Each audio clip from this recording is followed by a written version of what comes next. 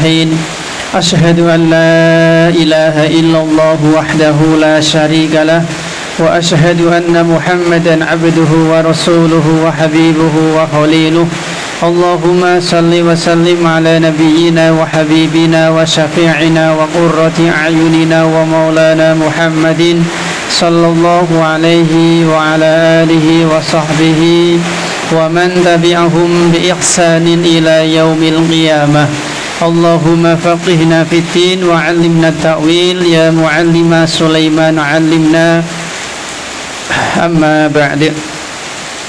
Bapak Ibu jamaah yang semoga senantiasa mendapatkan rahmat, taufik, kebaikan dan hidayah dari Allah Azza wa Jal.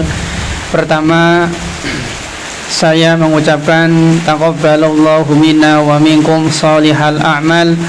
Mudah-mudahan Allah Subhanahu wa taala zat yang maha baik berkenan untuk menerima dan membalas ibadah-ibadah kita, terutama ibadah yang kita lakukan di bulan Ramadan. Meskipun kita sadar sesadar-sadarnya bahwa puasa kita masih jauh dari kata sempurna, kemudian sholat kita belum khusyuk, sedekah kita belum banyak, infak kita belum ikhlas, bacaan Quran kita juga belum banyak, tetapi kita berharap kepada Allah zat yang maha baik, mudah-mudahan Allah subhanahu wa ta'ala berkenan untuk membalas ibadah kita dengan balasan surga, amin ya rabbal alamin. Baik jamaah yang semoga senantiasa dirahmati oleh Allah subhanahu wa ta'ala, insyaallah kajian kita pada kesempatan siang hari ini tentang tujuan Allah subhanahu wa ta'ala menciptakan manusia. Banyak manusia yang mereka menyangka bahwa mereka ditakdirkan oleh Allah subhanahu wa ta'ala hidup di muka bumi ini. Mereka ditakdirkan menjadi manusia.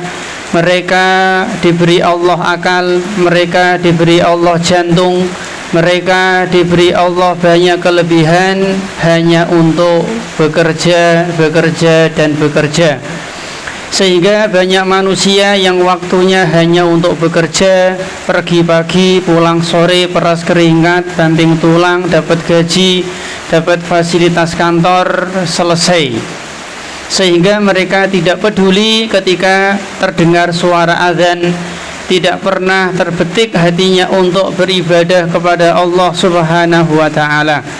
Orang seperti ini, orang yang hidupnya hanya fokus, konsentrasi, seluruh jadwalnya, seluruh harinya, seluruh konsentrasinya hanya untuk bekerja, dan bekerja, maka dia tidak berbeda dengan kerbau, tidak berbeda dengan hewan-hewan yang telah Allah ciptakan.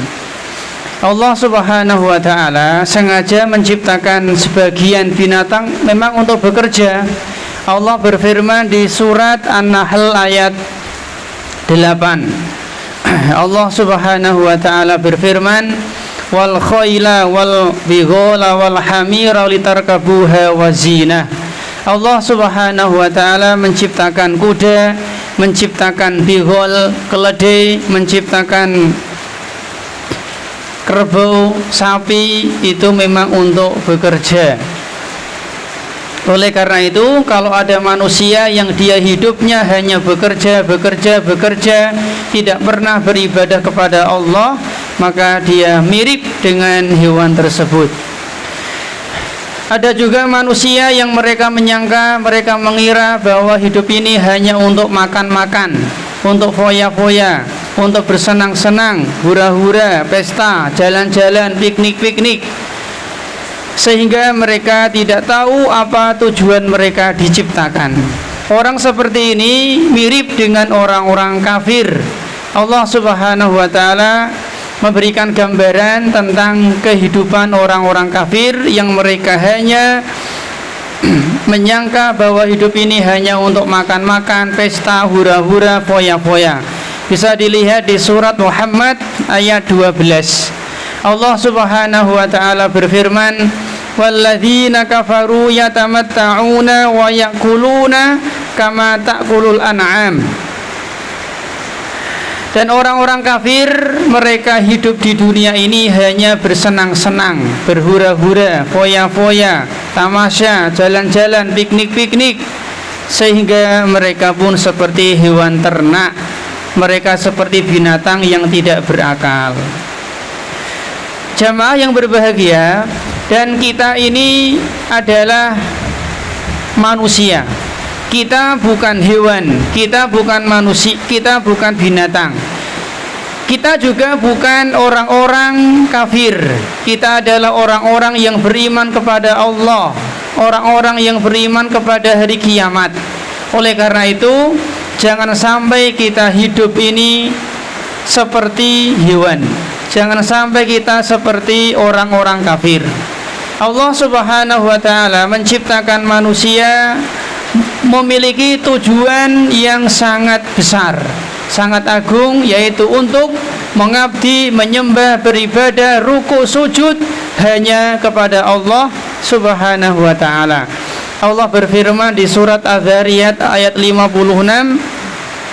wa ma khalaqatul jinna wal insa illa liya'budun. Dan aku, kata Allah, tidaklah menciptakan jin dan manusia kecuali agar mereka mengabdi, menyembah, beribadah, sujud, ruku hanya kepada Allah Subhanahu wa ta'ala saja. Dari ayat ini kita mengetahui bahwa makhluk yang mukallaf itu ada dua. Makhluk yang mukallaf, makhluk yang terbebani dengan syariat, itu hanya dua, yaitu manusia dan jin. Sehingga nanti neraka dan surga yang mengisi adalah manusia dan jin. Sedangkan malaikat, hewan, binatang bukan termasuk makhluk yang mukallaf. Mungkin pernah kita sampaikan, seseorang itu dikatakan mukallaf, itu cirinya tiga. Yang pertama adalah balik, yang kedua adalah berakal, yang ketiga adalah sudah sampai dakwah kepada dirinya. Manusia kalau dia punya tiga ciri ini, maka dia sudah mukallaf, sudah terbebani dengan syariat, sudah wajib sholat, sudah wajib puasa Ramadan. Kalau dia sudah punya harta, dia wajib untuk berhaji dan seterusnya.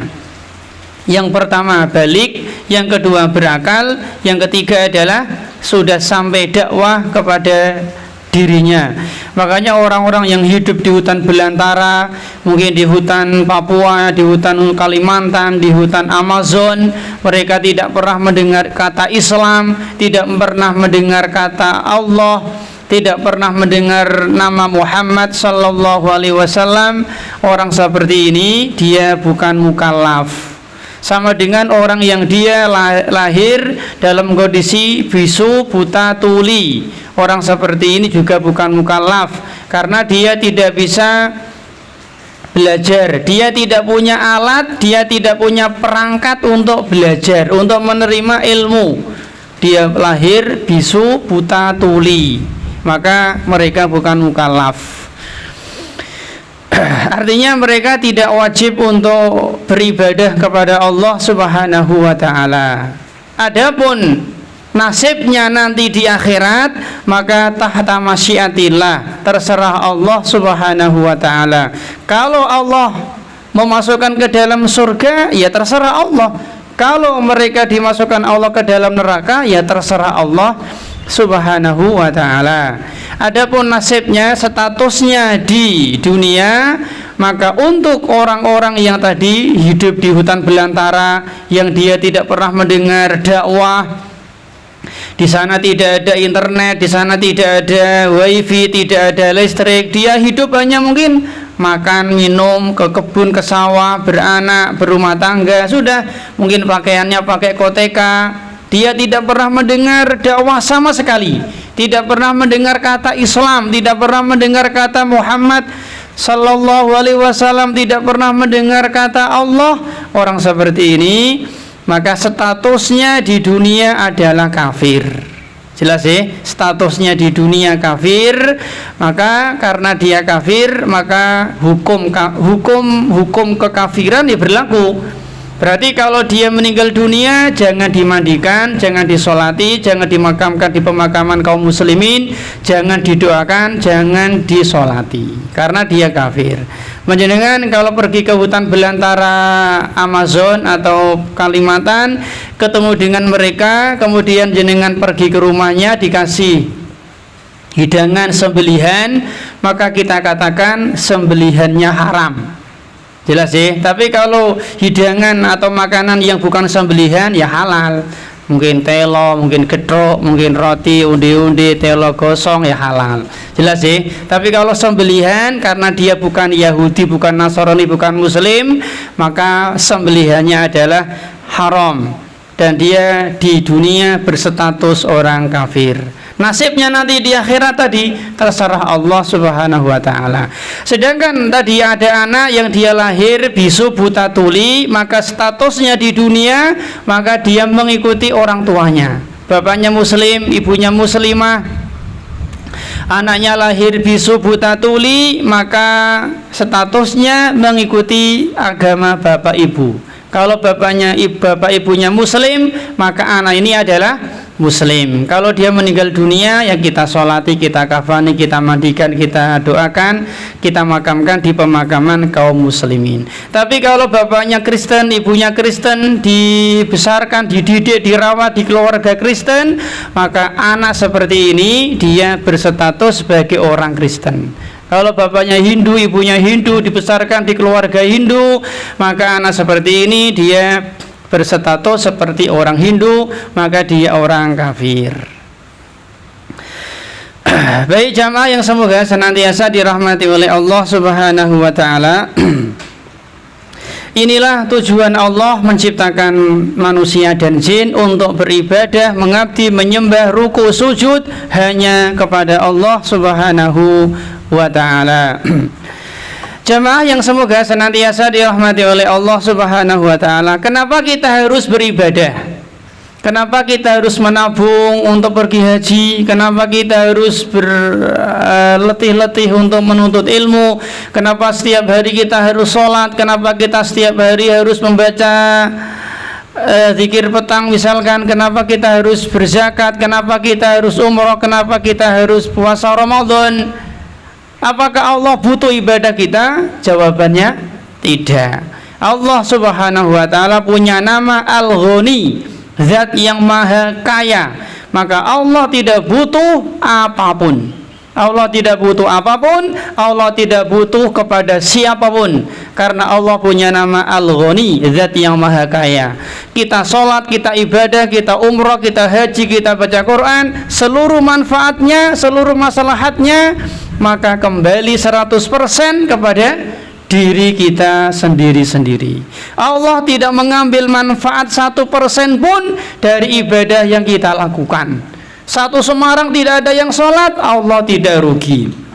Sebaliknya, satu Semarang, satu dunia bahkan soleh semua, takwa semua, salafi semua, beriman semua, apalagi Pak, baik semua, dermawan semua, Allah tidak untung.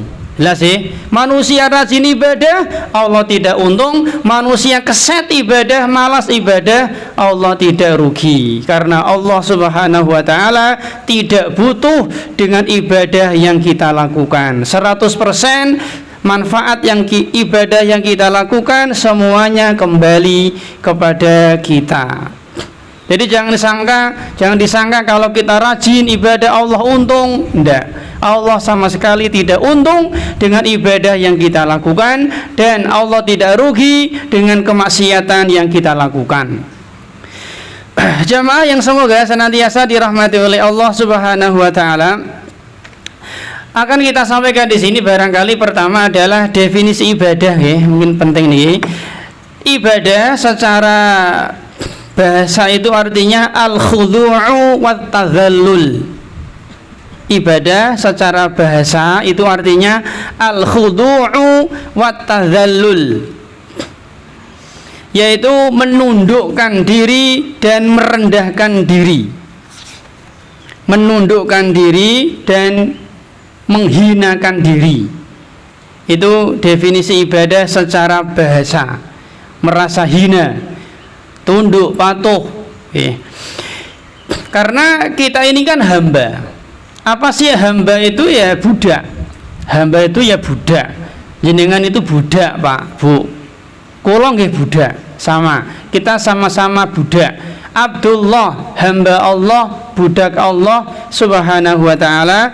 Dan sering kita sampaikan, di antara ciri budak adalah apa, Pak? Di antara ciri budak adalah tidak punya apa-apa. Budak itu dalam Islam seperti harta. Makanya kalau ada orang punya budak meninggal, maka budaknya diwarisi karena dia harta, boleh dijual, boleh dibeli, boleh dihadiahkan. Itu budak, bukan pembantu. Kalau pembantu nggak boleh dijual, nggak boleh dibeli, nggak boleh dihadiahkan. Tapi kalau budak itu seperti harta dia.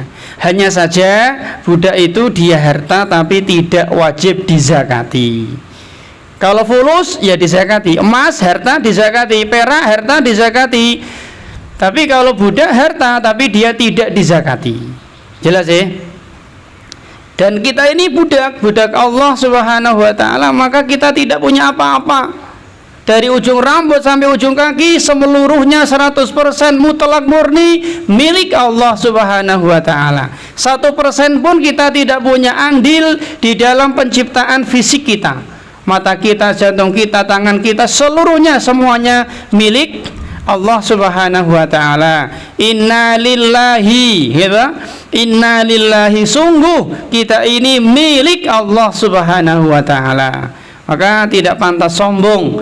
Kalau ada manusia sombong, dia tidak tahu diri. Wong budak kok sombong, nggak punya apa-apa kok. Kalau diri kita ini milik Allah, apalagi harta kita, anak kita, mobil kita, HP kita, uang kita, semuanya milik Allah. Makanya ada satu kaidah, kalau ada satu kaidah kan, at-tabi'u tabi, hukum pengikut mengikuti hukum yang diikuti. At-tabi'u tabi'un, hukum pengikut mengikuti hukum yang diikuti. Kan ngaten. Panjenengan punya punya kolak dirubung semut. Dirubung semut, lalu jenengan makan kolak itu, ada 1-2 semut yang termakan. Apakah dosa, Pak? Mboten. Nek ana semut melaku, jenengan langsung cekel mlok, ndak boleh, haram. Jelas sih, ana semut mlaku terek-terek ta, cekel plak dimlok, diuntal mboten bareng. Tapi kalau kita makan kolak, makan kopi, minum es teh minum kopi, di situ banyak semut, terus elangke kok angel, lalu jenengan nunjuk kopi ada 1, 2, 3, 4 dan seterusnya, tertelan, maka boleh. Kenapa? Saya nggak makan semut, saya itu minum kopi. Kopi kan dia yang diikuti. Karena minum kopi itu boleh, maka semut ini hukumnya pengikut, maka tidak masalah. Minum darah buatan bareng, darah dimasak ya haram. Tapi kalau kita masak daging, di situ ada darah yang nempel di daging, nggak masalah. Karena hukum darah itu mengikuti hukum daging. Sama dengan ini. Kita ini adalah milik Allah, maka turunannya semuanya milik Allah. Tahu ulang, kita milik Allah, jelas ya. Maka turunan yang kita miliki ya milik Allah. Harta kita, anak kita, istri kita, mobil kita, rumah kita, tanah kita, semuanya milik Allah Subhanahu wa ta'ala. Kita nggak punya apa-apa. Kita ini tidak punya apa-apa. Kita tidak pernah menciptakan kedua tangan kita tidak pernah menciptakan jantung kita tidak pernah menciptakan paru-paru kita, enggak. 100% murni mutlak pemberian dari Allah Azza wa Jal. Karena kita ini hamba, budak Allah Subhanahu wa ta'ala. Kemudian secara istilah, di antara makna dari ibadah ini menurut Ibnu Taimiyah rahimahullah ta'ala, ini mungkin makna yang sering kita dengar, ismun jami'un li kulli ma yuhibbuhullahu wa yarallahu minal aqwali wal af'ali adh-dhahirati wal batinati. Kata beliau, seluruh perkara yang dicintai Allah dan diridhoi Allah baik berupa ucapan, perbuatan, lahir, batin. Udah, itu definisi ibadah, Pak. Semua perkara, semua hal yang dicintai Allah, diridhoi Allah baik berupa ucapan, perbuatan, lahir atau batin. Itu definisi ibadah menurut Ibnu Taimiyah rahimahullahu taala. Kalau kita lihat unsur ibadah dari definisi bahasa atau dari definisi istilah, ciri ibadah, Pak, yang pertama kapan seseorang itu dikatakan menyembah. Si A menyembah patung, si B menyembah keris, si C menyembah kuburan, si D menyembah dukun, si A menyembah wali. Seseorang itu dikatakan dia menyembah, beribadah kepada zat yang dia sembah. Yang pertama adalah ada rasa ketundukan. Dia merasa tunduk, dia merasa hina tadi. Dia merasa hina di hadapan kuburan. Bahkan yang pelaku mundur. Dia merasa khusyuk, tunduk, tawadhu. Dia merasa hina sehina-hinanya. Dia merasa rendah serendah-rendahnya. Dia merasa kerdil sekerdil-kerdilnya. Dia merasa butuh dengan kuburan itu. Nek melaku mundur, orang wani cekikian neng kuburan. Nek masjid malah wani. Nek masjid orang dia malah wani ngobrol masalah dunia, cekikian, jagong. Tapi kalau dia di kuburan yang dikeramatkan, karena ingat, Bang, dalam agama kita itu tidak ada kuburan keramat, titik. Yang ada itu kuburan yang dikeramatkan. Sebenarnya tidak keramat, cuma dianggap keramat, diklaim keramat, jelas sih. Karena mungkin kan sering kita sampaikan, untuk menentukan tempat itu keramat, barokah, punya khasiat tertentu harus pakai dalil. Sedangkan tidak ada dalil yang menjelaskan bahwa ada kuburan keramat. Termasuk kuburan Nabi juga tidak keramat.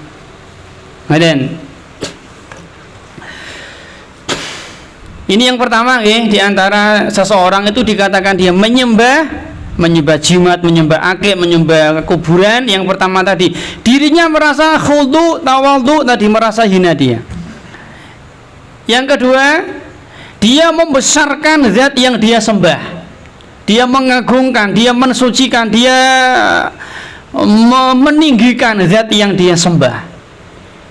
Di satu sisi dia merasa rendah, di sisi yang lain dia membesarkan, meninggikan, mensucikan, membesarkan, meninggikan, mensucikan zat yang dia sembah. Kemudian yang ketiga, di antara unsur ibadah, unsur seseorang menyembah itu, dia berharap sesuatu dari zat yang dia sembah.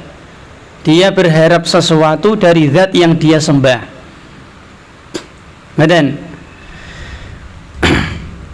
Jenengan ketika sholat, pertama kita merasa rendah di hadapan Allah. Yang kedua kita membesarkan Allah. Allahu Akbar. Seluruhnya kecil, yang besar hanya Allah. Allah kita besarkan sebesar-besarnya, kita merasa rendah serendah-rendahnya. Yang ketiga kita berharap sesuatu dari Allah. Ibadah.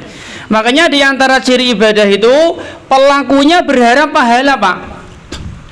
Ada orang sekak tanya, "Mas, jenengan apakah jenengan berharap pahala?" Tentu tidak.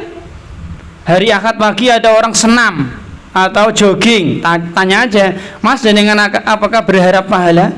Berharap rahmat Allah, berharap surga, berharap ampunan?" Mboten. Dia berharap sehat. Berarti jogging, senam bukan ibadah. Ana wong mancing 3 jam meneng. Mancing ra entuk-entuk bangke tanya, "Mas, apakah jenengan berharap surga?" Mesti tidak. Dia sadar ini mancing bukan ibadah. Jelas ya? Maka mancing bukan ibadah. Ada orang gues, "Mas, apakah jenengan berharap pahala, berharap surga, berharap ampunan Allah, berharap keselamatan akhirat?" Tentu mboten. Dia tahu gowes itu, pit-pitan itu bukan ibadah. Jadi ibadah itu orangnya berharap sesuatu dari zat yang dia ibadahi. Itu diantara ciri ibadah.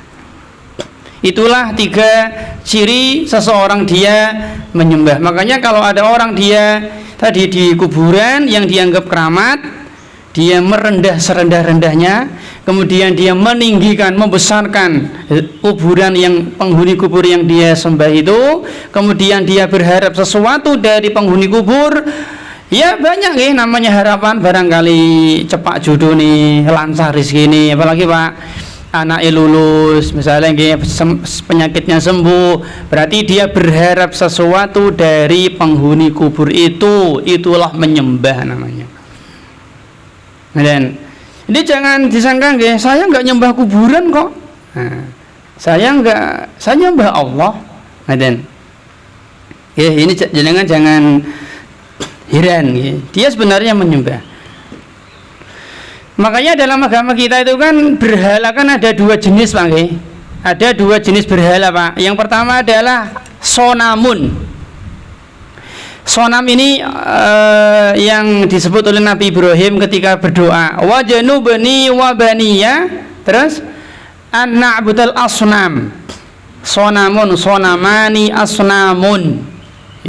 Sonam itu berhala yang punya wajah, berhala yang punya mata, punya hidung, punya kaki, punya mulut, itu namanya sonam. Jadi patung yang dia punya wajah namanya itu sonamun dalam bahasa Arab.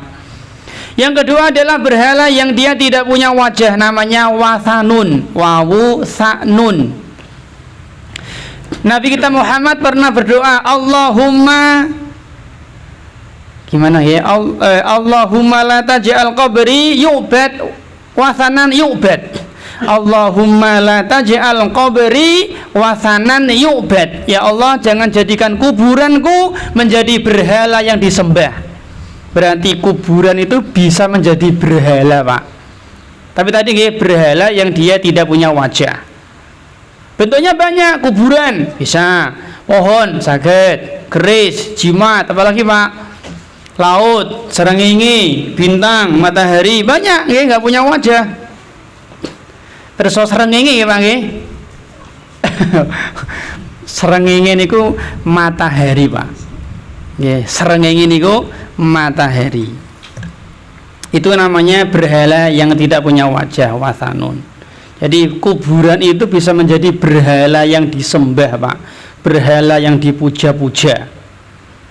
Dan sekarang kan miris Pak kalau kita lihat hari ini kuburan Masya Allah semakin tersebar di mana-mana, kuburan yang dikeramatkan luar biasa. Masjidnya sepi, kuburannya malah tambah ramai, menjadi pesaing-pesaing bagi Allah Subhanahu wa Ta'ala. Sayang sekali. Yang kadang saya heran itu banyak di antara tokoh-tokoh mereka, yai mereka itu yang tidak berani membahas masalah kesyirikan. Jadi ketika kajian yang dibahas keutamaan Ramadan, keutamaan dermawan, jujur, ekonomi Islam, ini ora usah ngaji udah ngerti kabeh Pak. Jadi dengan tanya anak kecil, ini anak kecil, Nang, jujur sama ngapusi bagus mana Nang? Jujur, rasa sekolah ngerti Pak. Jelas ya, ini langsung bukti loh. Ya, mesti ngerti itu, rasa ngaji ngerti kabeh itu. Ya, pelit sama dermawan bagus mana cahangon? Mesti ngerti, mesti dermawan. Rasa ngaji itu ngerti kabeh. Sayang sekali. Saya kemarin setelah sawal kemarin itu jalan-jalan ketika zuhur mampir ke salah satu masjid daerah Penggaron Di Meding itu ada jadwal yang belum dikeletek Pak, diambil jadwal imam, tanggal, hari dan seterusnya, ada tema tema kajian selama 1 bulan, 1 Ramadan, 2 Ramadan sampai 30 Ramadan atau 29 Ramadan. Tak lihat tema itu gak ada yang membahas syirik sama sekali. Sorenya tadi keutamaan Ramadan, zakat fitri, Lailatul Qadar. Kenapa nggak membahas bahaya syirik, bahaya pakai jimat, bahaya pergi ke dukun? Kenapa nggak bahas seperti itu? Sayang sekali. Sayang sekali. Oke, sayang sekali. Kalau ada seorang dai, kiai, ustadz bertahun-tahun dia ceramah, tidak pernah membahas syirik dan tauhid, hati-hati. Karena di antara ciri dai salaf itu yang dibahas adalah tauhid, tauhid dan tauhid, Pak. Dan jenengan jangan bosan ya ketika ada ustadz kok tauhid terus, tidak masalah. Apakah orang yang sholat pasti masuk surga? Belum tentu.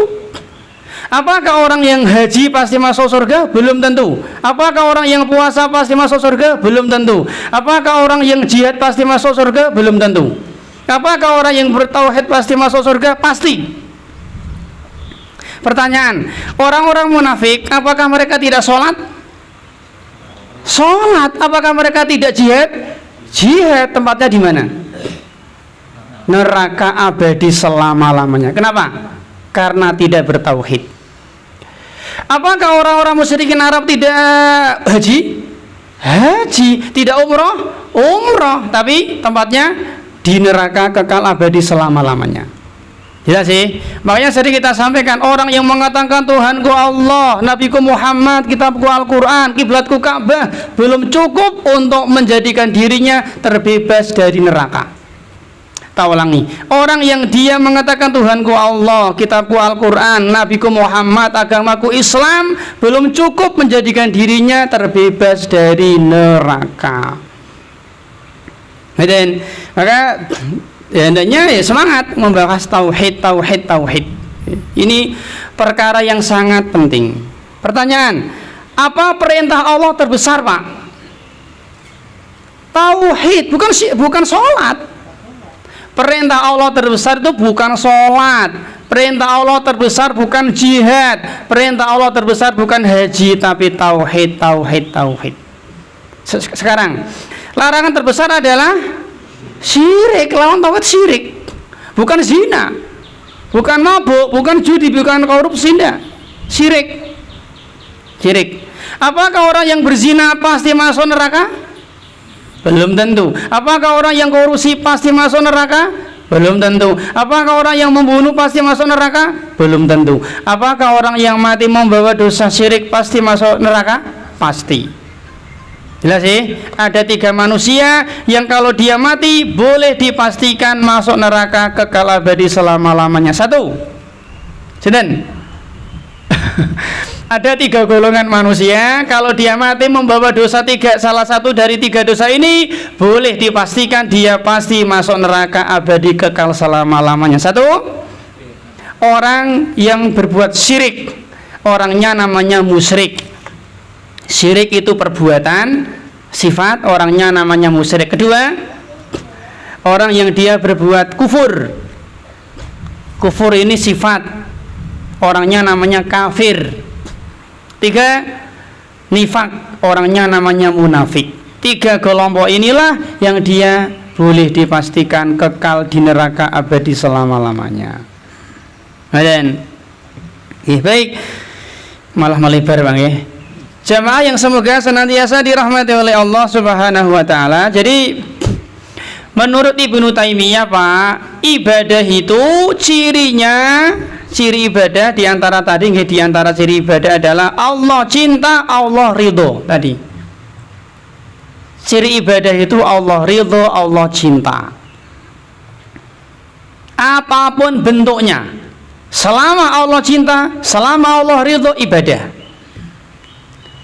Meskipun bentuknya gebrak meja, banting piring, banting meja, apalagi Pak, marah, lari, apalagi Pak, membunuh, bahkan merampas harta, bahkan kalau Allah ridho, Allah cinta, ibadah. Apa ono Pak ibadah dengan membunuh? Ada. Apa contohnya Pak? Contohnya Pak, kok aneh men ibadah dengan membunuh Pak? Si A membunuh si B dengan sengaja, lalu di pengadilan si A ini dihukum kisos, lalu ditetapkan tanggal, hari, dan waktunya Al-Gojo membunuh si A untuk menegakkan kisos. Pertanyaan, Al-Gojo sedang ngapain? Sedang beribadah. Bentuknya membunuh. Kenapa? Karena sedang menegakkan hukum kisos. Kenapa? Allah ridho, kan hukum Allah itu. Jelas sih? Itu hukum Allah, maka al-gojo sedang beribadah kepada Allah Subhanahu wa ta'ala. Anak panjenengan usia 10 tahun Pak, ora gelem sholat, jenengan pukul, jenengan sedang beribadah dengan cara memukul anak. Beribadah, yang nyuruh siapa? Nabi Sallallahu Alaihi Wasallam. Allah ridho, Allah cinta. Jelas sih? Jadi jangan disangka ibadah cuma sholat, puasa, ndak. Tadi Allah cinta, Allah ridho, ibadah. Bentuknya macam-macam tadi. Ada nggak ibadah dengan cara lari? Ya ada, seperti apa? Sa'i, ya lari Pak, sa'i lari. Ibadah yang bentuknya mencium, hajar aswad, ibadah itu Pak. Jadi mencium istri ibadah, ya. Apalagi Pak, banyak Pak. Ibadah yang bentuknya memukul tadi, menegakkan hukum had atau hukum had. Ada orang yang mabuk, dia dicambuk 40 kali. Orang yang menuduh berzina, wanita yang salehah dicambuk 80 kali. Ini ibadah. Nah, sebaliknya, meskipun namanya nama ibadah, judulnya judul ibadah, tapi kalau Allah tidak ridho, Allah tidak cinta, bukan ibadah. Jelas sih? Contoh, sholat Rebo Wekasan, ibadah badan boten, meskipun judulnya sholat. Nah, kenapa Pak? Allah tidak ridho, Allah tidak cinta, badan, meskipun judulnya sholat. Tapi Rebo Wekasan, Allah tidak pernah memerintahkan, Nabi tidak pernah mencontohkan, maka bukan ibadah. Jelas sih? Apalagi Pak? Zikir hu. Ada Pak Ada. Zikir hu. Apakah ibadah? Bukan. Meskipun judulnya zikir. Jelas sih? Meskipun judulnya zikir, tapi bukan ibadah. Kenapa? Karena Allah Subhanahu wa ta'ala tidak pernah memerintah. Allah tidak ridho, Allah tidak cinta dengan zikir dengan cara seperti itu. Betul Pak? Sholawat nariyah, sholawat badar, apakah ibadah? Tidak. Meskipun judulnya sholawat. Jelas sih? Meskipun dia membaca sholawat, karena Nabi tidak pernah mencontohkan, maka bukan ibadah. Jelas sih? Sholawat yang terbaik adalah sholawat Ibrahimiyah. Inilah sholawat yang paling sakti Pak.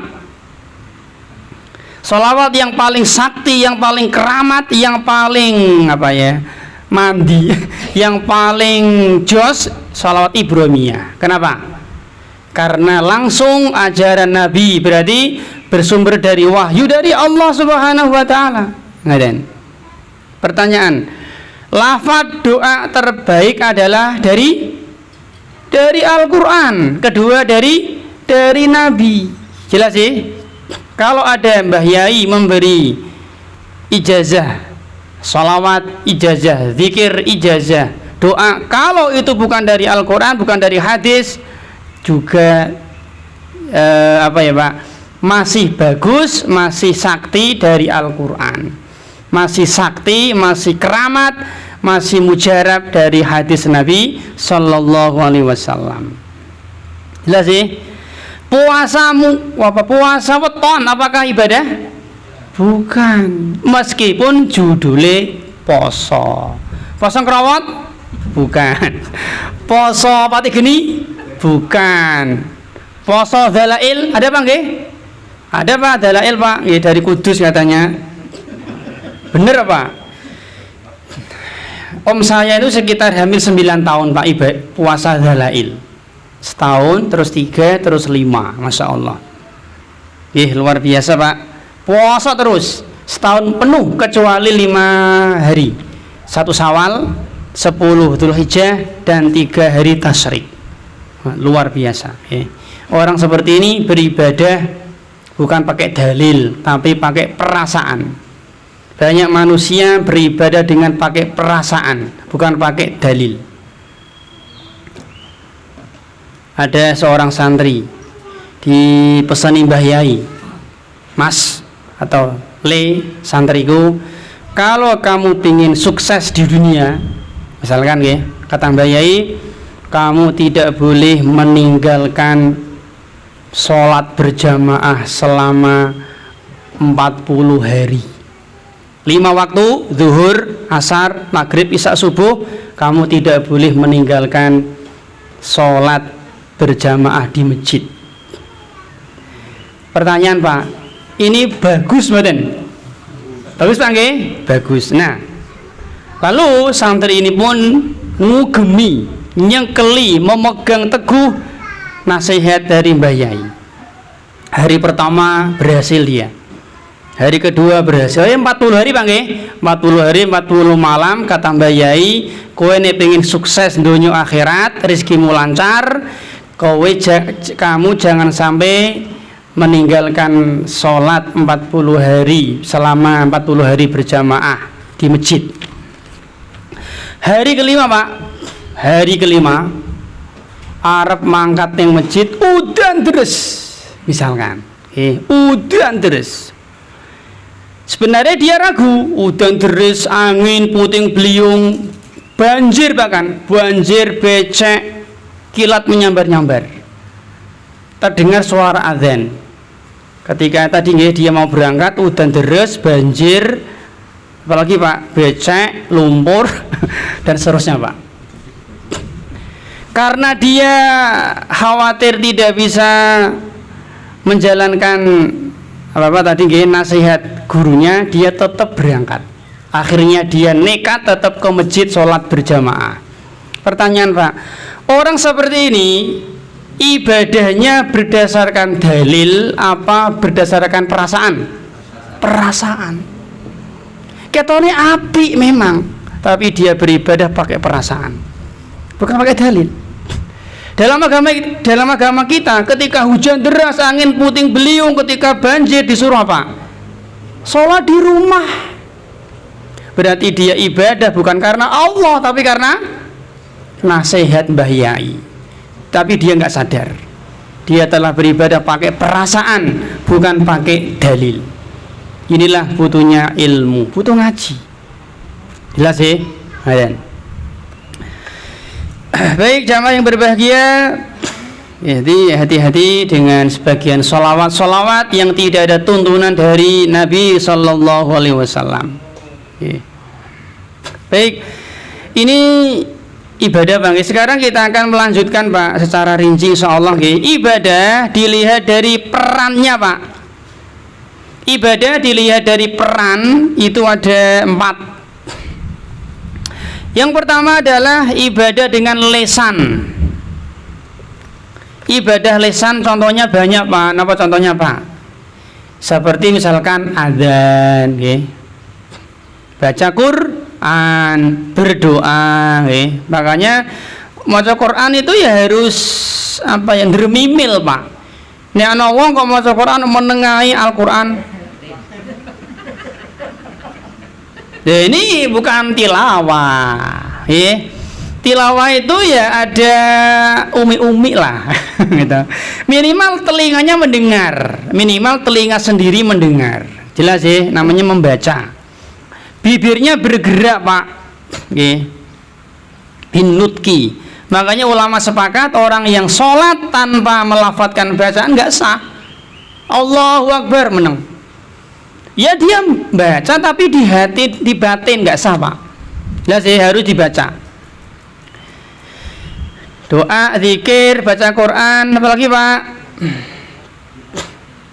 Azan, iqomah, talbiyah. Talbiyah ini ibadah lesan. Ihlal. Perso ihlal Pak. Ihlal itu labbaik Allahumma hajjan.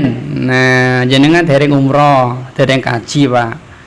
Dereng Pak, sami oleh kula Pak. Sama nggih. Itu ihlal namanya Pak. Kalau haji ya labbaik Allahumma hajjan, ini lesan nggih. Itu bukan niat Pak nggih, itu ihlal namanya. Jangan disangka itu niat, bukan, itu ihlal. Nggih. Kapan kita dihitung punya niat haji? Kapan Pak? Sejak buka tabungan. Nah, jelas ya. Ketika jenengan buka tabungan itu sudah dihitung niat Pak. Nah, dan artinya kalau ada orang dia sudah buka tabungan haji setelah antri 10 tahun, 20 tahun, tahun ke-7 meninggal, insya Allah dia dapat pahala haji. Kenapa? Dia sudah punya niat. Jelas ya? Dan kalau jenengan haji tamattu ya labbaik Allahumma hajjan wa umrotan. Barangkali ngoten nggih. Tergantung hajinya haji apa ngoten. Iki ihlal namanya Pak. Perbuatan lisan nggih. Yang kedua adalah ibadah yang diperankan harta, ibadah harta. Banyak niki lah. Infak, wakaf, kurban, akikah, zakat, memberi buka bersama, memberi buka puasa bersama, ya. Ini ibadah-ibadah harta. Ya. Yang ketiga adalah fisik, ibadah fisik Pak. Sholat ibadah fisik, ngaji ngaten iki, mencari ilmu ibadah fisik, jihad ibadah fisik, apalagi Pak, puasa ibadah fisik, iktikaf, umroh, qiyamul lail. Ya. Ini ibadah fisik. Nanti ya sa'i, kemudian tawaf dan seterusnya ibadah fisik. Yang keempat ada namanya ibadah hati Pak. Ibadah hati ini penting husnudzon. Itu ibadah Pak. Berbaik sangka kepada Allah Subhanahu wa taala. Itu ibadah hati. Ridho, ibadah hati. Tawakal, ibadah hati. Bahkan ibadah hati itu terkadang lebih gede pahalanya Pak daripada ibadah fisik. Okay. Seorang wanita pada tanggal 21 Ramadan dia haid. Wah ya Allah, tanggal 21 Ramadan malah haid. Berarti kan nggak bisa puasa, nggak bisa sholat. Tapi dia ridho. Bisa jadi ridho itu lebih besar pahalanya daripada sholat yang dia lakukan. Dia ridho dengan ketentuan Allah, ditakdirkan haid pada tanggal 21 Ramadan tersebut. Sabar, mahabbah, cinta. Cinta itu ibadah Pak. Cinta kepada Allah, cinta kepada Rasulullah, cinta kepada syariat-syariat Allah Subhanahu wa taala, ini ibadah. Khauf, takut, ibadah. Takut itu ibadah hati. Berharap juga ibadah roja, ibadah ikhlas, ibadah hati. Ini contoh-contoh ibadah hati, semuanya mendatangkan pahala dari Allah Subhanahu wa taala. Yang kedua, ibadah dilihat dari sisi waktu. Ada ibadah setiap saat yang bisa kita lakukan Pak. Ibadah setiap saat bisa kita lakukan. Apa contohnya Pak? Zikir, membaca sholawat. Ibu-ibu sambil masak, nyetrika, ngedusi anak, sambil ngomong, bisa zikir Pak. Zikir. Baca Quran sama, setiap saat bisa kita lakukan. Yang kedua ada ibadah harian. Seperti misalkan apa harian Pak? Sholat harian. Setiap hari ada sholat. Ini bukti bahwa Allah itu cinta dengan sholat. Setiap hari ono sholat, bendino ono sholat. Kalau kurban setahun pisan, haji setahun pisan.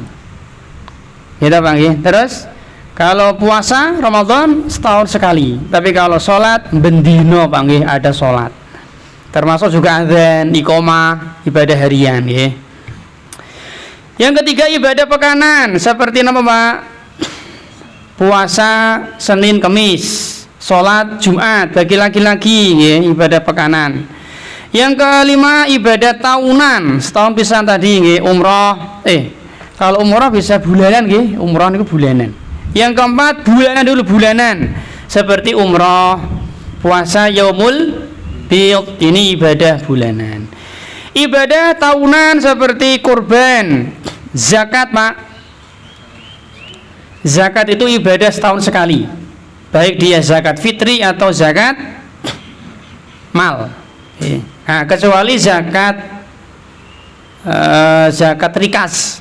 Zakat rikas, zakat nemu itu dizakati ketika nemu. Nah, nemu ya langsung zakat. Nemu. Rikas itu harta yang terpendam. Itu rikas, Pak. Jenengan duduk sumur nemu kendi emas. Nah, langsung boleh dimiliki, itu namanya harta rikas, tapi wajib dizakati 20%. Betul, Pak. Nek jenengan nemu benda di atas tanah namanya luqotoh. Jelas sih? Nek nemu benda di bawah tanah namanya rikas, boleh langsung dimiliki, nek ono zakati tadi 20%. Tapi nek jenengan nemu benda di atas tanah, nemu HP, nemu mobil, nemu laptop, nemu duit, nemu abang-abang gambarnya Pak Soekarno, Pak Soeharto, Pak Hatta, itu tidak boleh dimiliki, Pak. Itu tidak boleh langsung dimiliki. Jenengan malah punya kewajiban untuk mengumumkan selama 1 tahun. Itu namanya luqotoh. Ngerti, Pak? Kenapa? Karena rikas itu harta milik orang zaman dulu, zaman bahula. Tapi kalau harta itu di atas tanah, berarti itu miliknya orang zaman sekarang. Langsung ngerti nggih? Jenengan nemu HP.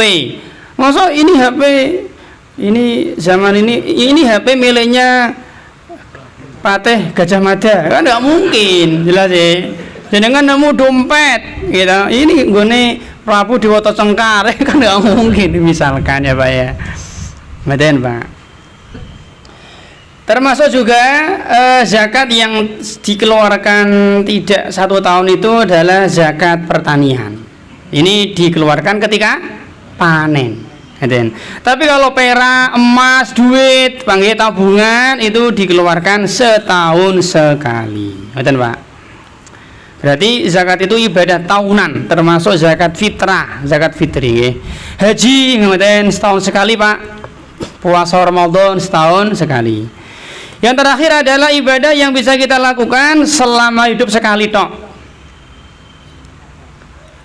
Berikan contoh, Pak, selama hidup sekali tok. Haji setiap tahun sakit apa? Nah, jenengan jadi pembimbingan bolak-balik. Apa tadi? Sunat, pinter. Masa ping 5 sunat gitu. Itu ibadah loh, Pak. Jadi menurut saya kalau anak kita itu meh sunat, itu dipahamkan ini ibadah, nang. Artinya menghadirkan niat kamu agar beribadah, agar mendapatkan pahala. Ngerti? Jelas sih? Karena seseorang kalau dia tidak menghadirkan niat, ya nggak ada pahalanya. Agar ada pahala, agar sunat kamu itu ada pahalanya, maka kamu harus menghadirkan ini itu ibadah, perintah dari Allah, mengikuti sunnah Nabi. Ngerti, Pak? Jelas sih? Dihadirkan, dipahamkan anak kita ketika dia meh sunat. Ngerti? Sunat. Terus yang kedua apa, Pak? Akikoh. Sekali tok akikoh. Nah nikah masing-masing kita berbeda-beda, nggih. Nggih, Pak. Jelas, Pak, nggih. Ngoten. Ini ibadah dilihat dari waktunya, Pak. Dan kami sampaikan di sini nggih, nuwun sewu, nek saged, Pak. Nek saged kalau bisa, nek saged nggih, kita itu pernah mengamalkan seluruh ibadah dalam Islam. Meskipun pisan, neng pernah kelakoni. Contoh, sholat gerhana. Nah, saged pernah ngrasake, Pak. Ada di sini yang belum pernah sholat gerhana? Oh, enggak ada, Pak nggih.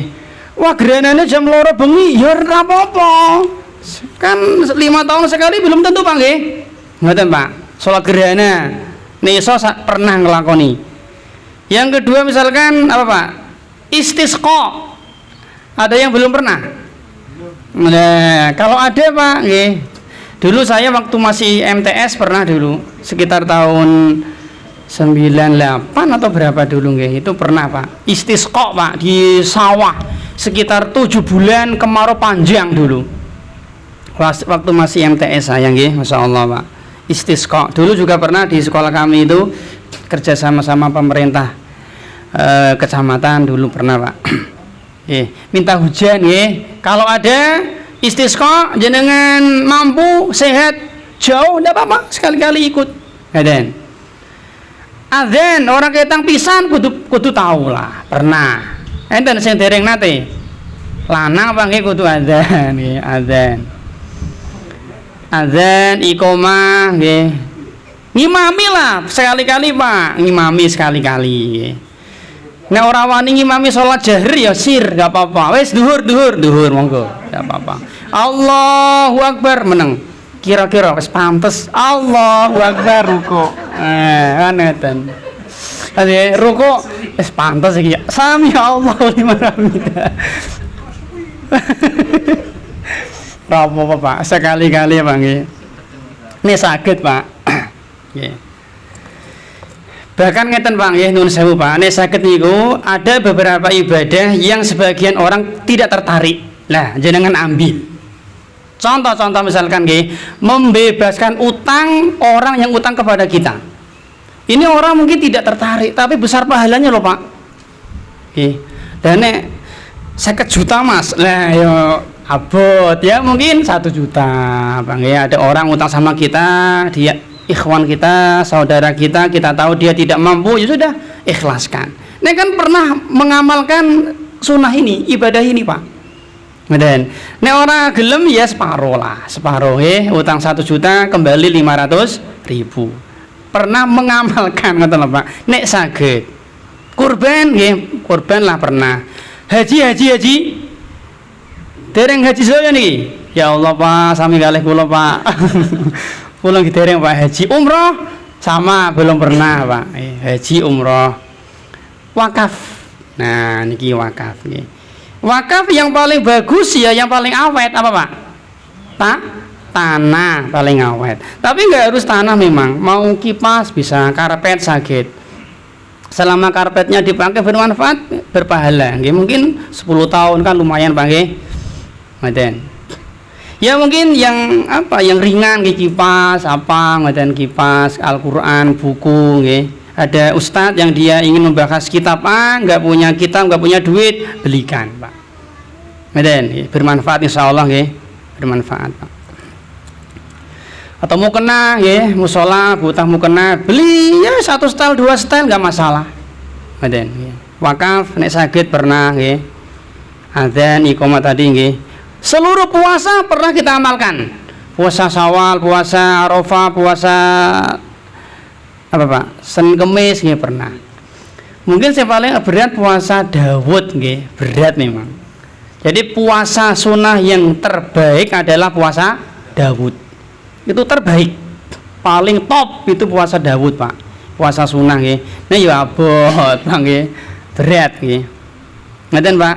Nek saged seluruh ibadah yang ada dalam agama kita pernah kita amalkan meskipun sepisan. Ngoten. Meskipun ngincipi Pak nggih. Baik. Yang ketiga, ibadah dilihat dari status. Ada 2. Yang pertama ibadah mahdhah. Ibadah mahdhah nggih, ibadah dilihat dari status itu ada 2. Yang pertama ibadah mahdhah. Cirinya ada 3 Pak. Yang pertama ibadah mahdhah itu dia tauqifi. Tauqifi itu nunggu dalil. Dan harus pakai dalil. Tata caranya, kaifiyahnya itu harus memakai dalil.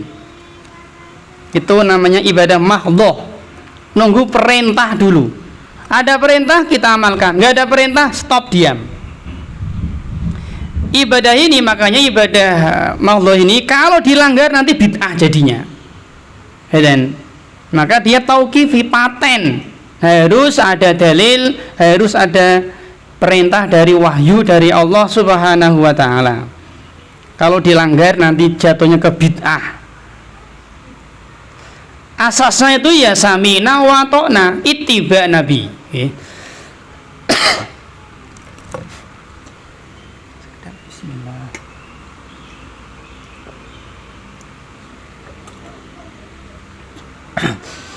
Yang kedua Pak, ibadah mahdhah cirinya adalah akal tidak bisa mencerna. Akal kita itu tidak bisa mencerna, Pak. Kenapa sih sholat kok onong ini barang? Nah, ini jangan tanyakan kepada seluruh ustadz, ya orang ngerti, Pak. Jelas sih. Ketika kita tahiyat kan kita Pak nggih. Kok orang ini wae Mas atau ngene, ya kita nggak tahu, Pak. Misalkan, jelas sih. Misalkan, Pak. Nggih, syukron Pak, jazakallahu khairan. Jadi akal kita itu tidak menjangkau. Kenapa tawaf 7 kali? Kenapa zuhur 4 rakaat? Kenapa harus sedekap seperti ini? Misalkan, ya. Kenapa subuh 2 rakaat? Ini kita nggak tahu. Ya. Kenapa korban hanya onta, sapi, kambing? Kenapa nggak boleh korban jaran? Kita nggak tahu. Ini apa ya? Tadi tauqifi soalnya dia. Akal itu nggak bisa mencerna. Akal tidak bisa mencerna. Kenapa Hajar Aswad harus dicium misalkan? Nah kita nggak tahu. Okay. Kenapa wudhu yang dibasuh itu aja misalkan? Okay. Ini contoh Pak. Kenapa sih kok pakai debu ketika tayamum kan malah kotor? Nah ini ibadah mahdhah, sami'na wa ata'na. Kemudian Pak, tunduk patuh. Kemudian yang ketiga, ibadah mahdhah cirinya adalah yang melakukan hanya kaum muslimin. Yang mengamalkan, yang mengerjakan hanya orang-orang Islam. Ya seperti sholat, haji, umroh, lemar jumroh, sa'i, tahallul, tawaf. Itu orang-orang muslim Pak yang melakukan. Ini ibadah mahdhah. Kalau dilanggar nanti jatuhnya bisa ke bid'ah. Kurang satu Pak, maaf tadi 4 berarti nih. Kurang satu, cirinya adalah manfaat utamanya di akhirat. Manfaat utama ibadah mahdhah itu di akhirat. Mulane nuwun sewu kalau ada orang sholatnya rajin tapi miskin, ranti duit, ya enggak masalah. Karena kita sholat bukan mencari duit, mencari pahala di akhirat. Ya sih. Jadi kita sholat, kita puasa, lembar jumroh itu nanti kita akan tahu manfaatnya, tahu tujuannya kapan? Nanti di akhirat. Kemudian, karena dunia adalah darul bala, negeri ujian, negeri untuk menanam. Sedangkan akhirat adalah darul jaza, negeri balasan. Di dunia ada balasan Pak, tapi tidak sempurna. Di alam barzakh ada balasan, ada namanya nikmat kubur, tapi nggak sempurna. Balasan sempurna adalah di surga. Ngeten. Makanya tadi akhirat adalah darul jaza, negeri akhirat, negeri balasan. Ngeten. Yang kedua adalah ibadah ghairu mahdhah. Ciri-cirinya sama nggih 4, ya berarti lawannya dari 4 tadi Pak. Lawan dari ibadah mahdhah tadi. Yang pertama adalah tidak tauqifi. Okay. Tidak tauqifi. Berarti bebas. Ibadah ini bebas jenengan lakukan. Waktunya, tata caranya, tempatnya, bilangannya bebas. Bebas.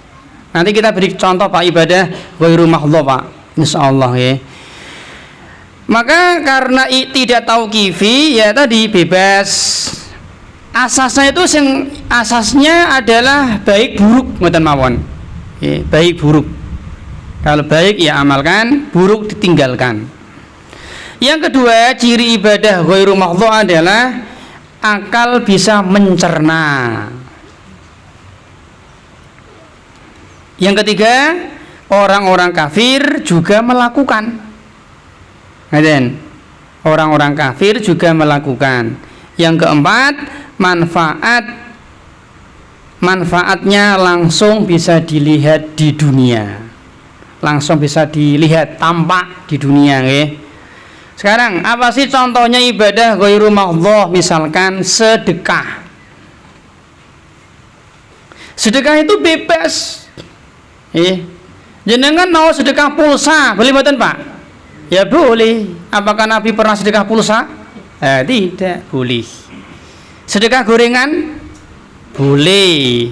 Meskipun Nabi dan para sahabat tidak pernah sedekah gorengan Pak. Jelas bebas. Sedekah gorengan boleh, tata cara sedekahnya boleh, waktunya bebas.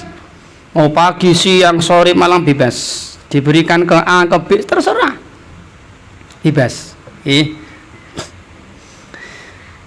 Nanti kecuali sedekah wajib, itu zakat. Kalau zakat ini ibadah mahdhah Pak.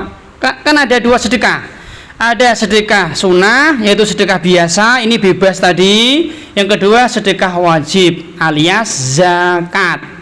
Nah, kalau zakat ini ibadah mahdhah, tata caranya diberikan kepada siapa, yang dizakati apa, ini sudah diatur, tidak boleh ngarang. Jelas sih? Nek zakat ibadah mahdhah, nek sedekah biasa maka dia bebas.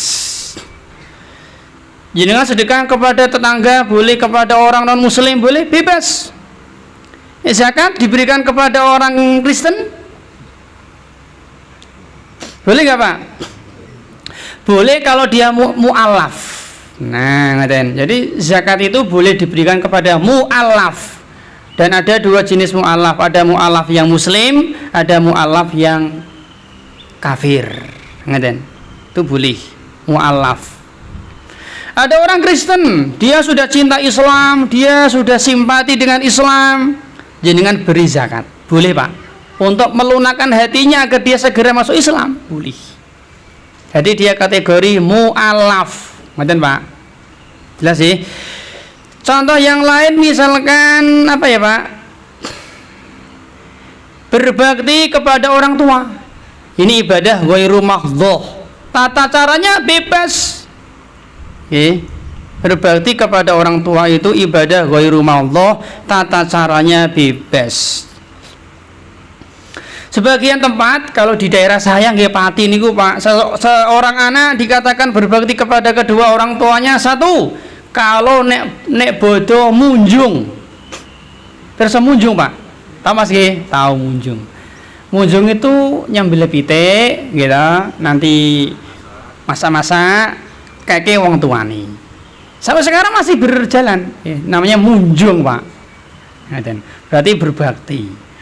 Kemudian kedua diantaranya adalah setiap malam Jumat ziarah kubur. Nah, ini menurut tradisi di tempat saya loh ya, ngaten.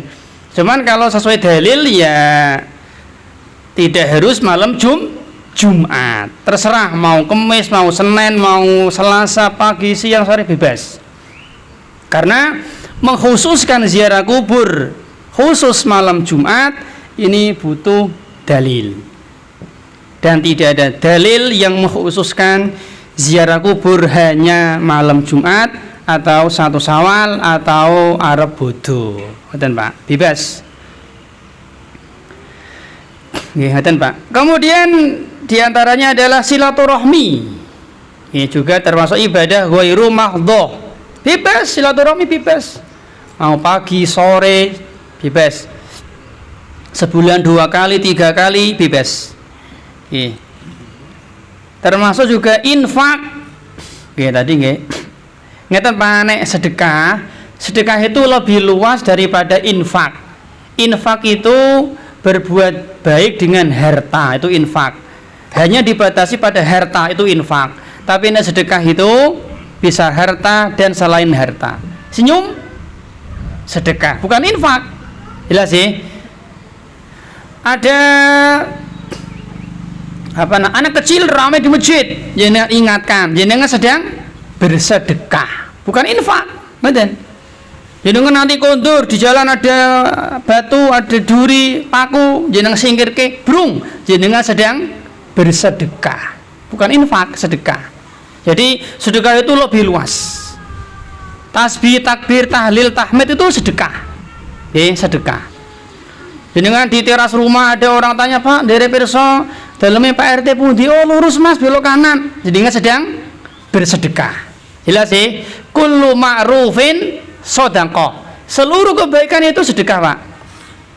Kemudian, nah tadi ada sedekah wajib, namanya zakat, ada sedekah sunnah. Kemudian, termasuk mungkin nikah, Pak. Nikah ini juga ibadah ghairu mahdhah. Nah, dari contoh-contoh ibadah ini kan kita bisa tadi lihat, silaturahmi, berbakti kepada orang tua, sedekah, nikah. Yang pertama tadi, apakah orang kafir juga melakukan? Melakukan. Apakah orang kafir silaturahmi? Silaturahmi. Orang kafir sedekah? Sedekah. Orang kafir nikah? Nikah. Apakah akal bisa mencerna? Bisa. Oh, ini kan ibuku. Berarti kita sambung rahimnya. Akal bisa mencerna. Ini kakakku, ini pamanku, ini omku, ini bibi, ini akal bisa mencerna. Manfaat di dunia tadi langsung tampak. Dengan sebab kita silaturahmi, nanti tambah cinta kasih dan seterusnya. Ini ibadah dilihat dari status. Ada ibadah mahdhah, ada ibadah ghairu mahdhah. Baik, jamaah yang semoga senantiasa dirahmati oleh Allah Subhanahu wa taala. Kemudian berikutnya ibadah dilihat dari sisi manfaat, Pak. Yang keempat, ibadah dilihat dari sisi manfaat. Ada dua, Pak. Yang pertama ibadah namanya qasirah. Ibadah qasirah yaitu ibadah yang manfaatnya hanya untuk pribadi pelakunya saja. Ibadah qasirah, ibadah yang manfaatnya hanya untuk pelakunya sendiri. Contoh, sholat, manfaatnya untuk pelaku sendiri. Wudu, zikir, membaca sholawat, membaca Quran, membaca buku-buku agama, iktikaf. Ini ibadah-ibadah yang manfaatnya, maslahatnya untuk diri pribadi. Yang nomor kali, ibadah sosial. Dalam bahasa Arab muta'addi namanya, Pak. Tadi kan qasirah ibadah pribadi, yang kedua ibadah muta'addi, ibadah sosial. Ibadah yang manfaatnya kembali kepada dirinya dan orang lain. Orang lain bisa turut mendapatkan manfaat dari ibadah yang dia lakukan. Contohnya seperti kurban. Kita kurban, tentu tetangga, kerabat dapat bagian. Boleh nggak, Pak, memberikan daging kurban kepada orang kafir? Boleh. Yang tidak boleh itu tadi, zakat sama fidyah tadi. Kecuali orang kafir yang mu'alaf tadi.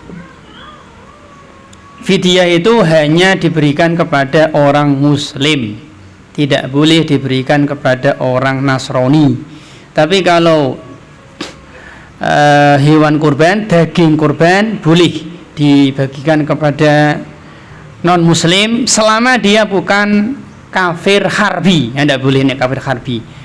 Kafir yang mengganggu, memerangi kaum muslimin, ini nggak boleh diberi. Tapi nek tetangga kanan kiri Kristen, tidak apa-apa dikasih.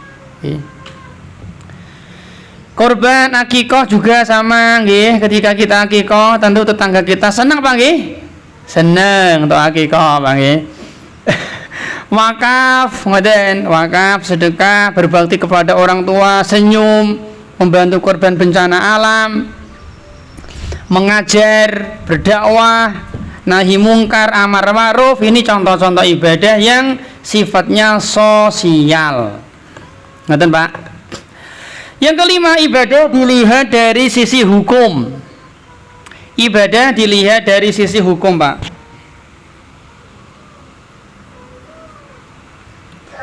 Dilihat dari sisi hukum, ibadah itu dibagi menjadi 4, Pak. 4. Yang pertama wajib. Wajib ini wajib ini kita lakukan.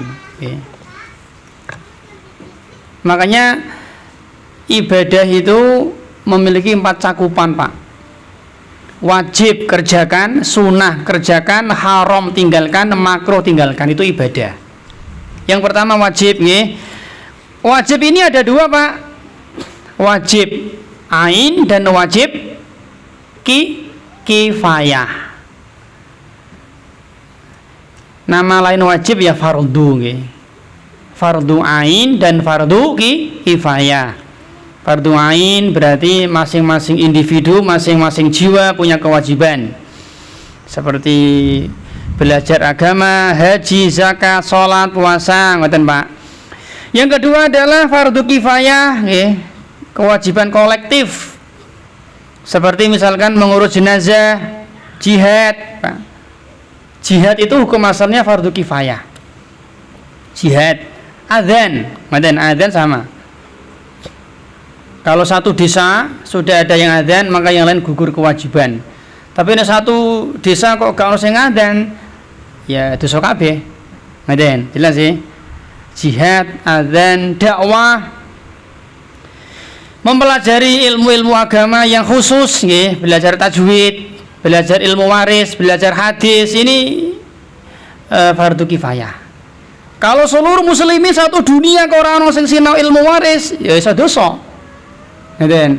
Satu sak donya kaum muslimin ora ono sing belajar ilmu tafsir, ilmu tajwid, ya iso dosa, Pak. Ngeten. Jelas sih. Tapi kalau ilmu tauhid ini fardu ain, belajar tauhid ini fardu ain, salat, wudu, tayamum, ini fardu ain. Tapi kalau tadi belajar ilmu hadis, belajar ilmu tafsir, belajar ilmu tajwid, ini hanya, atau muamalah, fikih muamalah, ini insya Allah hanya orang-orang khusus. Baik, yang kedua adalah sunnah, Pak. Sunnah kita lakukan, sunnah kita amalkan. Sunnah ada 2, Pak. Sunnah ini perintah tapi ringan. Ada 2, sunnah muakkadah. Sunnah yang sangat ditekankan, sunnah yang sangat ditekankan seperti sholat witir, qabliyah subuh, sholat id, sholat apa lagi, Pak? Puasa Arafah dan lain-lain. Ini ibadah sunnah yang muakkadah. Yang kedua adalah sunnah ghairu muakkadah, sunnah tapi tidak ditekankan. Seperti misalkan sholat sunnah, sholat qabliyah maghrib, kan ada itu sunnah tapi tidak muakkad. Terus kemudian juga sholat sunnah qabliyah asar, sama, tapi tidak muakkad dan lain-lain. Yang ketiga adalah ibadah yang dia apa ya, Pak? Makruh, makruh di sini ditinggalkan, Yang makruh ditinggalkan itu ibadah, Pak. Makruh ditinggalkan. Yang keempat adalah haram ditinggalkan. Itu ibadah juga.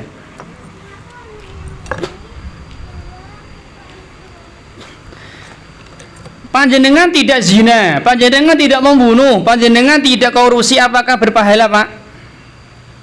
Jenengan tidak zina, tidak minum khamr, tidak judi, tidak ngerampok, tidak merampok, tidak memperkosa, tidak mabuk, apakah jenengan berpahala? Nek sholat berpahala, haji berpahala, kan ini melakukan itu. Haji melakukan, sholat melakukan, umroh melakukan. Tapi nek zina kan meninggalkan zina, meninggalkan khamr, meninggalkan judi, meninggalkan ngerampok, meninggalkan sogo, ini kan meninggalkan riba. Nah, nek melakukan jelas berpahala, nek meninggalkan jenengan tidak zina, jenengan tidak ngerampok, jenengan tidak nyolong, apakah berpahala? Jawabannya berpahala, tapi apa? Ketika ada kesempatan. Nah, kalau nggak ada kesempatan ya tidak. Panjenengan bertamu di tetangga orang Kristen, jenengan dikasih arak sama daging babi misalkan, jenengan tahu, oh ini arak haram, oh ini babi haram, jenengan tolak dengan halus, dengan tegas. Maaf Pak, saya muslim, saya tidak makan babi, berpahala Pak. Jelas sih? Nek ono kesempatan, kalau nggak ada apa-apa, iya, aku orang korupsi Pak, daerah jadi apa-apa dia sih. Nah ini jenengan bendahara negara barangkali jenengan bendahara takmir, bendahara yayasan, jenengan pegang duit miliaran, nah itu pantes.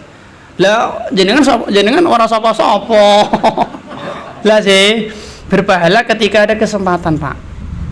Jenengan di WA sama cewek misalkan, diajak berzina, lah jenengan tolak, berpahala Pak. Jelas sih? Pernah Pak? Jelas sih, Pak. Jadi meninggalkan perkara maksiat tadi itu tidak otomatis langsung berpahala. Tapi tadi ketika ada kesempatan jenengan meninggalkan karena Allah, maka berpahala. Jelas ini. Jadi cakupan ibadah itu 4 tadi. Wajib kerjakan, sunnah kerjakan, makruh tinggalkan, haram tinggalkan. Itulah ibadah. Dalam fikih ada berapa hukum Pak dalam fikih Islam yang kita kenal? 5 nggih. Yang pertama wajib, kedua sunnah, ketiga mubah. Yang keempat makruh, 5 haram. Wajib kerjakan, sunnah kerjakan, terus makruh tinggalkan, haram tinggalkan. Ini 4 ini berpahala. Mubah ini dia netral, tidak berpahala dan tidak dosa. Contoh perkara mubah Pak, apa? Makan, bayang ya, makan, olahraga, senam, jogging, pit-pitan, goes, mancing tadi kan perkara-perkara mubah itu.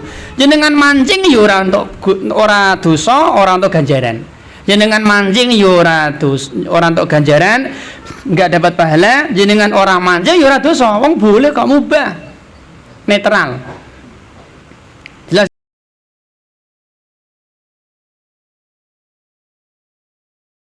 Makan itu bukan ibadah. Jenengan makan tidak ada pahala, jenengan nggak makan ya ora dosa. Ini hukum asal. Jelas sih. Cuman kalau nanti makan sahur lain lagi. Ini hukum asal. Ngoten, ini hukum asal. Tidur ya mubah. Turu ya entok, ora turu ya entok. Terserah, tidur, baca koran, lihat TV, piknik, pelesiran, tamasya, itu perkara mubah. Boleh. Orang piknik ya boleh, piknik ya boleh, terserah. Jelas ya? Makanya kata para ulama tidak boleh menggunakan perkara mubah jadi ibadah. Ada satu kaidah, man ta'abbada bil mubah waqa'a fil bid'ah. Barang siapa yang dia beribadah dengan perkara-perkara mubah, dia terjatuh kepada perkara bid'ah. Contoh, aku tak ibadah dengan cara goes, ini nggak boleh. Lah sih, aku tak ibadah dengan cara mancing, nggak boleh. Karena secara zat mancing, goes, piknik, jalan-jalan, pelesiran, nonton TV, senam itu bukan ibadah. Lari, bal-balan, bola voli, tenis meja, selancar, bukan ibadah dia. Secara zat bukan ibadah. Tapi kalau sholat ibadah secara zat. Puasa, zakat, haji, umroh itu ibadah secara zatnya. Makanya tidak boleh tidak boleh menjadikan perkara-perkara yang mubah dijadikan menjadi tujuan ibadah. Aku tak ibadah dengan cara makan nasi goreng, ya tidak boleh.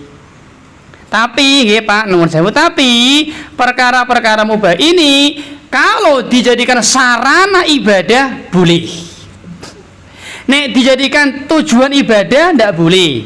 Nek dijadikan sarana ibadah boleh. Aku tak turu ben iso istirahat, nanti tak maca Quran. Turu jangan berpahala Pak. Aku tak turu nanti ben iso kajian. Itu ibadah. Turunnya berpahala Pak. Kenapa? Karena dijadikan sebagai sarana untuk mendukung ibadah. Aku tak sarapan lah, nanti nek kajian pirang ngantuk misalnya ya Pak. Maka sarapan jenengan itu berpahala Pak, insya Allah. Karena sarapan jenengan jadikan sarana untuk mendukung ibadah kajian. Ngeten. Jelas Pak nggih? Ngeten. Yang terakhir barangkali nggih sebelum kita akhiri, yang ke-6, zuhur jam pinten Pak? Dereng nggih? Dalam 43. Oh dereng. Okay. Baik. Yang ke-6 adalah ibadah dilihat dari jenis. Ibadah dilihat dari jenisnya Pak, ada 2 Pak. Yang pertama adalah ibadah yang pertama mutlak. Ibadah dilihat dari jenisnya ada 2. Yang pertama adalah mutlak. Mutlak di sini itu dia tidak dia bebas, ya. Tidak terikat dengan waktu, tempat, bilangan, tata cara khusus. Mutlak. Berikan contoh Pak, ibadah yang bebas Pak.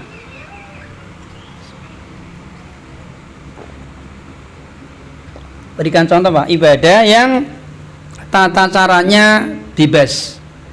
Seperti misalkan membaca Quran, itu bebas jenengan nggih. Mau waktunya bebas, waktu bebas. Mau pagi, sore, petang, Jumat, Senin, Selasa bebas. Dari sisi waktu bebas. Dari sisi tempat bebas. Ya kecuali nanti ada dalil yang melarang. Mau baca Quran di lapangan, di rumah, di kantor, di mobil, di hotel, di bebas. Di trotoar, di hutan, di laut bebas. Dan nanti kecuali ada dalil seperti di toilet Anda boleh. Kemudian tata caranya juga bebas. Boleh nggak Pak baca Quran telanjang? Boleh mboten? Boleh, boleh. Boleh Pak. Kan dia bukan sholat, jelas sih, boleh Pak. Ning yo ora etis Pak. Ora apa ya Pak, ora sopan nggih, ora sopan. Tapi kalau boleh. Jelas sih. Kan dia bukan sholat. Yang dilarang itu kan sholat, harus menutup aurat. Ibu-ibu maca Quran pakai daster tok, boleh mboten? Boleh. Jelas sih? Mboten Pak. Baca Quran ora wudu boleh mboten? Enggak punya wudu, hadas kecil ya, hadas kecil nggak punya wudu baca Quran boleh? Boleh. Baca Quran nggak menghadap ke kiblat, madhab ngidul ngalor ngetan ngulon boleh? Boleh. Sambil lari baca Quran lari pagi? Boleh. Sambil apa lagi? Bebas ya, tiduran mau duduk jongkok boleh, bebas Pak. Kemudian yang pertama nggih baca Quran, yang kedua adalah zikir mutlak bebas Pak. Ini zikir mutlak bebas, bebas. Zikir mutlak itu zikir yang dia bebas, Nanti jangan dari sini pulang ke rumah zikir subhanallah, subhanallah bebas. Jumlahnya bebas semua. Tadi baca Quran juga bebas. Mau 1 ayat, 2 ayat, 1 halaman, 1 juz bebas. Yang kedua zikir mutlak juga bebas. Lah nanti ada namanya zikir muqayyad, tapi nanti nggih. Ini zikir mutlak bebas. Termasuk membaca sholawat mutlak hari Jumat itu bebas. Ping piro Pak saaki-aki? Ping 1000, ping 2000 bebas. Bahkan nggak usah dihitung. Mutlak namanya Pak. Yang ketiga misalkan sholat mutlak juga ada, bebas. Jenengan hari Ahad pagi nganggur, luang, sehat, gangga waras. Dari jam 7 pagi sampai jam 11 siang sholat terus, boleh mboten? Boleh, namanya sholat mutlak, bebas. 2 rakaat salam, 2 rakaat salam terus, enggak apa-apa Pak. Nah, sekali-kali Pak, nggih. Sekali-kali awak sehat, duit akeh Pak nggih. Utang lunas nggih, seger. Nah, ada sekali-kali ya jam 7 pagi sampai jam 11 sholat terus, boleh. Ngeten. Namanya sholat mutlak. Atau berisya ya jam 8 malam sampai jam 3 pagi sholat terus boleh. Namanya sholat mutlak. Boleh Pak? Jelas sih? Yang kedua ada namanya ibadah yang muqayyad Pak. Ibadah yang dia terikat. Nah ini khusus kalau ini. Tadi kan bebas, kalau ini terikat. Muqayyad. Ibadah muqayyad ini kata Syekh Utsaimin itu harus dia terikat dengan 6. Kata Syekh Utsaimin terikat dengan 6 hal. Kalau dia tidak mencocoki dengan 6 ini bisa nggak sah. Yang pertama terikat dengan waktu. Kaget dulu Pak. Kupu-kupu nggih. Yang pertama terikat dengan waktu Pak. Contoh, sholat zuhur jam 10 pagi, pripun? Ya rasa. Karena dia sudah terikat dengan waktu Pak. Jelas sih? Sholat subuh jam 7 esok, pripun? Ya rasa. Ya, kecuali kesiangan. Sengaja nggak sah nggih. Jumatan dina Rebo, pripun? Ya jenenge rebonan. Terus nggih ora rasa Pak. Ngaten. Korban kok bulan Syawal suro pripun? Ya rasa nggih. Makanya Pak korban itu waktunya sempit. Tanggal 10 sampai tanggal 13 Dzulhijjah 4 tadi tok korban itu. Sempit ya. Aku pengen korban Mas, tapi duitku cair tanggal 15 Dzulhijjah ya tahun depan. Qadha ora iso. Lah sih tahun depan. Lah sih ngoten Pak.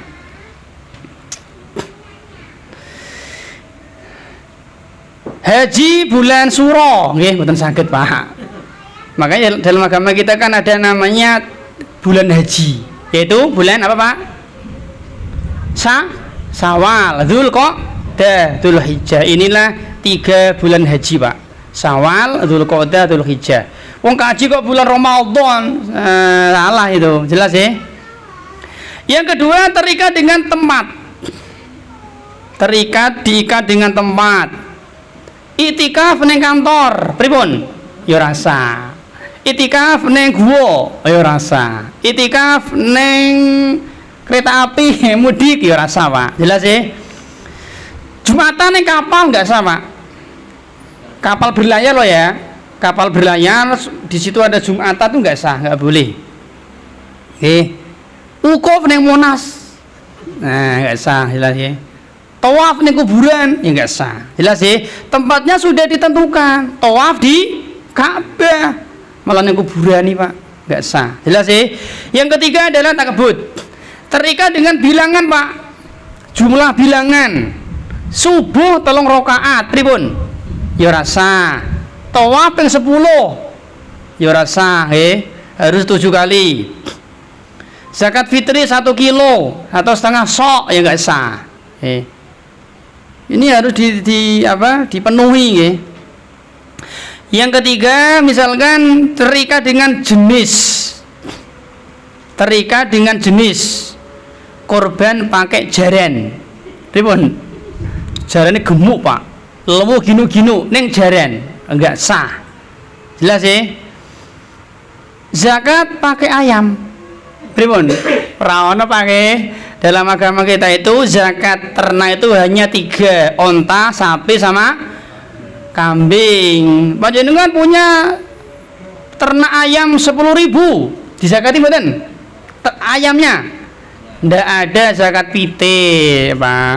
Ada orang dia punya apa itu namanya tambak ya, tambak udang, tambak lele, tambak bandeng, tambak ikan mas, itu nggak ada zakat. Nggak ada zakat lele, nggak ada Pak. Zakat bandeng mboten wonten.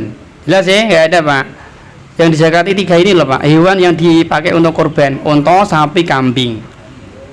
Ngoten. Tidak ada zakat bandeng, tidak ada zakat burung, tidak ada zakat pitik, entok dan kawan-kawan ya. Jenisnya Pak ditentukan. Ada orang wudhu pakai air teh, pripun? Ya nggak sah. Suci tapi dia tidak mensucikan, maka tidak sah. Ada orang tayamum pakai tepung, pripun? Tidak sah, Pak. Nanti malah kayak badut, Bang. Ditentukan jenisnya pakai tanah. Nah, yang kelima, ibadah diikat dengan sifat. Jadi agama kita itu lengkap, Pak, dengan sifat. Tadi misalkan zakat rambutan, ya nggak boleh, nggak bisa. Zakat gedang, zakat duren, nggak ada, Bang, nggak ada zakat duren, Pak. Kecuali nanti mazhab Hanafi, Yang terakhir adalah yang keenam, diikat dengan sebab. Diikat dengan sebab. Ono banjir adzan, pripun? Ndak boleh, Adzan itu ketika tiba waktu sholat, kebakaran adzan, Arab kaji adzan, ya Bang, ana wong mati adzan. Ini sebabnya ndak benar. Adzan itu ketika ada sebab yang syar'i, ketika tiba waktu sholat. Panjenengan tiba-tiba kosor padahal tidak safar, ndak boleh, Mukim neng omah kok kosor, ndak boleh, karena nggak ada sebab, nggak boleh. Ada orang tidak pernah sumpah, tiba-tiba dia membayar denda sumpah, ya ndak sah. Kudune dia sumpah dulu, dilanggar baru membayar denda sumpah, ngoten, Pak. Ada orang dia belum Ramadan wis bayar fidyah, ya nggak sah. Dia ora poso se baru dia membayar fidyah, ngoten carane, Mak. Jelas ya? Masih Sa'ban kalau sudah fidyah, ndak sah, ndak boleh. Ini harus ada sebab. Sama, ada orang tidak membaca ayat sajadah kalau sujud tilawah, ya ndak boleh, Kudunya apa, Pak?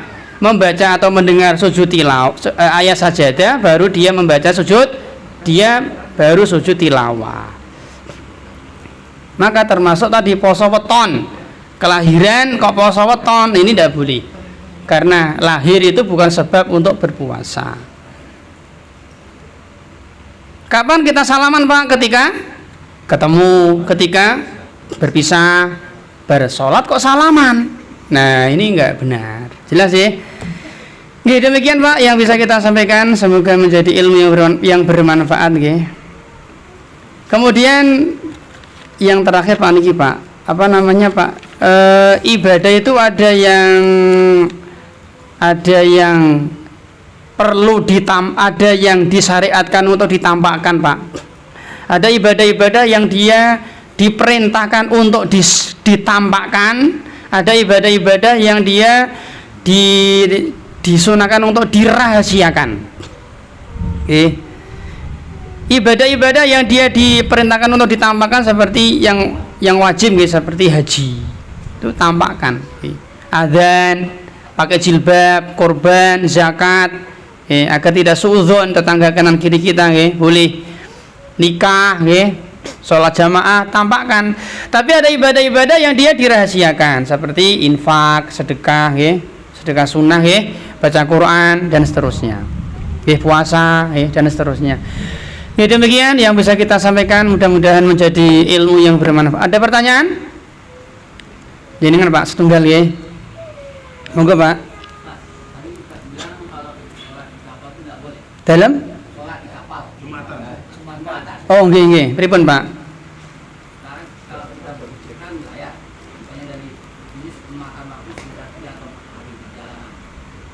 Nggih.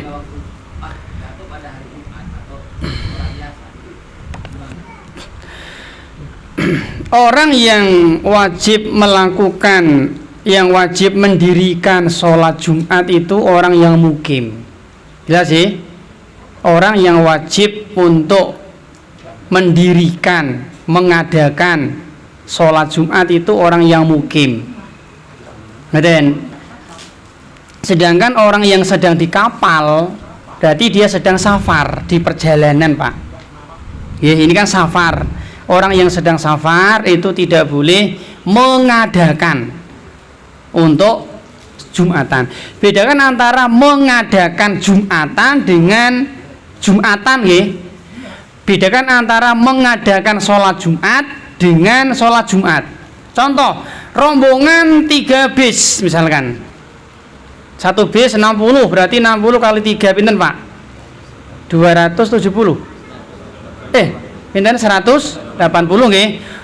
Dari Semarang piknik ke Bandung hari Jumat. Berangkat dari sini Jumat pagi. Sampai ke mana nggih? Ke Tegal jam setengah 12. Lalu 3 bis ini mampir neng lapangan. Wis jenengan sing khotbah, aku sing madzin. Jamaah tadi nggak boleh Pak. Tapi kalau 3 bis ini ada orang mukim Jumatan mampir boleh. Jelas sih. Tapi mengadakan nggak boleh. Beda apa nggih antara mengadakan sholat Jumat dengan mengikuti orang yang sedang sholat Jumat. Nek 3 bis tadi itu mengadakan sendiri tidak boleh. Tapi kalau ono masjid Jumatan kok ikut ya tidak apa-apa. Pripun Pak? Nggih. Nggih. Nggih. Meskipun tadi nggih, meskipun 3 hari, 4 hari nggih. Makanya orang-orang yang bekerja di kapal itu mereka tidak wajib untuk Jumatan. Mereka bukan cuma 3 hari 4 hari nggih. Kan dia kerja di situ mungkin 3 tahun. Berarti dia sholat duhur. Karena dia statusnya adalah bukan orang yang mukim. Ada nggak Pak orang yang mana Mas alamat? Bu alamatku di tengah laut. Kan nggak ada Pak nggih? Nggak ada. Maksudnya nanti dia akan ke darat. Meskipun dia di laut 3 tahun mesti akan ke darat. Kan ra ono Pak nggih wong neng laut terus. Nah, dan apakah KTP alamatnya di laut itu? Kan mboten. Maka dia statusnya bukan mukim, maka dia tidak perlu sholat Jumat, tapi dia sholat zuhur. Karena dia safar, maka boleh dikosor 2. Oke, demikian semoga menjadi ilmu yang bermanfaat. Kita akhiri. Walhamdulillahirabbil alamin. Assalamualaikum warahmatullahi wabarakatuh.